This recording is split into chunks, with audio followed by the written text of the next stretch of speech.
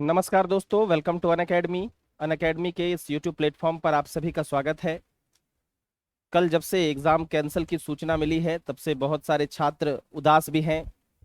तो ये एक मिक्स्ड टाइप का फीलिंग है। बहुत लोग इससे प्रसन्न भी होंगे कि चलो कैंसिल हो गया, सबके साथ जस्टिस होगा। बहुत लोगों का एग्ज़ाम अच्छा नहीं गया होगा तो वो लोग भी खुश होंगे।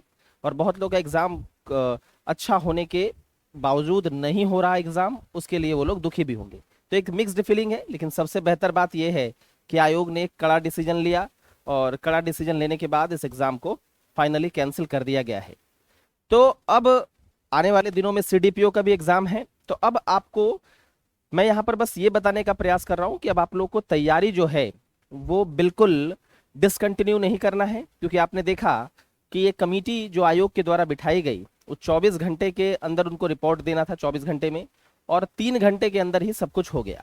तो आयोग हालांकि, चलिए, जो चोरी वाला पक्ष है वो तो, पेपर लीक वाला पक्ष है वो तो जांच का विषय है, लेकिन आयोग इस पे काफी सक्रिय रहा।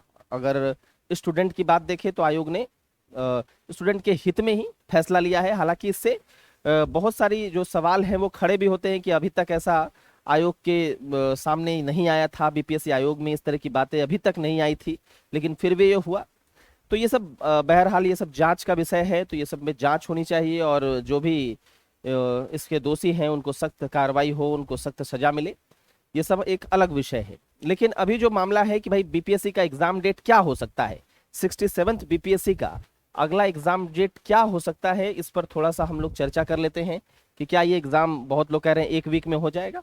तो देखिए, 6 लाख लोगों का एग्जाम कराना, इतने सारे हजार के करीब केंद्र में एग्जाम कराना, ये काफी मुश्किल है कि अब 1 वीक में ही एग्जाम हो जाए। आने वाले दिनों में सीडीपीओ का एग्जाम है, उसके बाद 5 जून को यूपीएससी का एग्जाम है, 12 जून को यूपी पीसीएस का एग्जाम है।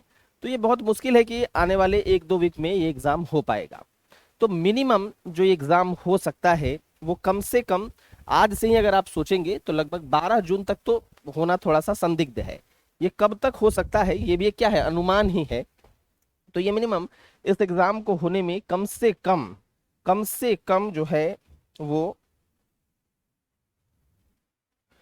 45 to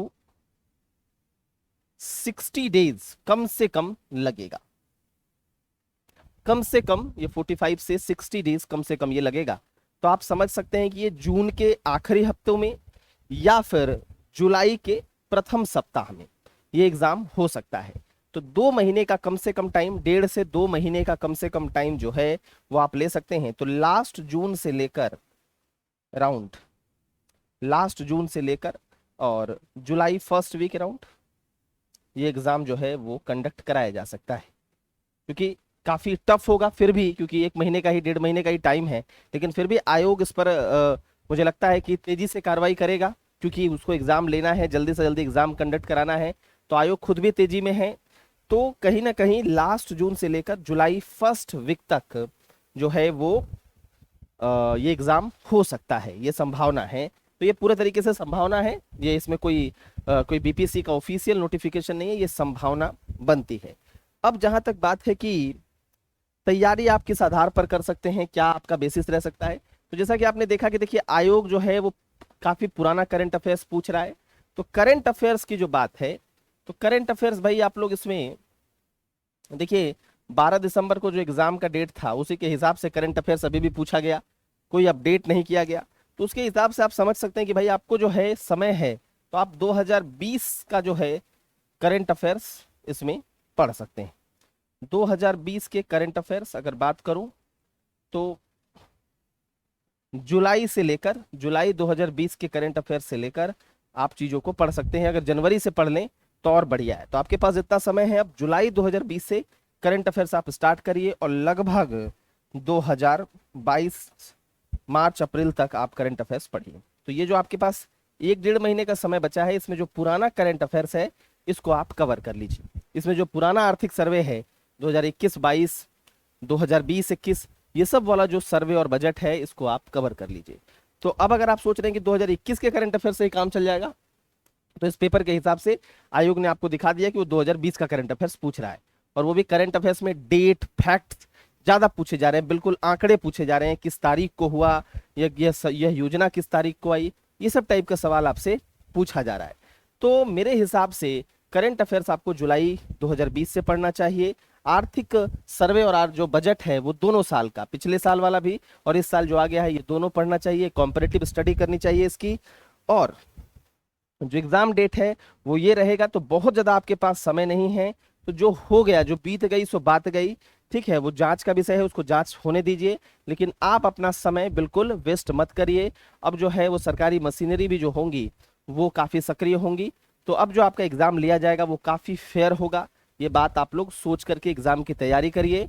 और बिल्कुल आपका जो हो सकता है कि जो मेंस का डेट मिलता, उससे हो सकता है कि 15-20 दिन आपको कम मिले तैयारी में मेंस के लिए, क्योंकि ये एग्जाम थोड़ा सा टल गया। तो उनका कुछ अपना एक प्रोग्राम जरूर होगा कि वो मेंस कब लेना चाहते हैं, लेकिन चूंकि टल गया है तो आपको ज्यादा समय मेंस में भी नहीं मिलेगा।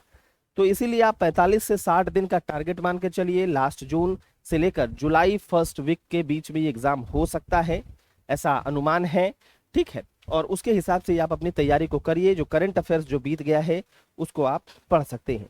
अनअकैडमी में भी आप बीपीएससी के कोर्सेस ज्वाइन कर सकते हैं। 2-3 महीने से ज़्यादा के लिए भी, 3 महीने का भी कोर्स है, 1 महीने का कोर्स है, आपको जैसा लगता है आप ज्वाइन कर सकते हैं। स्पेशल क्लास में भी लगातार एमसीक्यूज आते रहते हैं, वो सब भी आप ज्वाइन कर सकते हैं। ये सब बिल्कुल आपकी इच्छा पर है। तो उसके लिए बहुत ढेर सारे बैचेज हैं, और उसके लिए अगर आपको एडमिशन लेना है तो BS10 लाइव कोड का भी प्रयोग कर सकते हैं।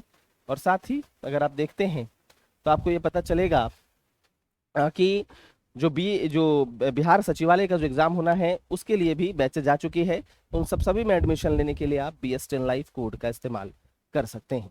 Thank you very much.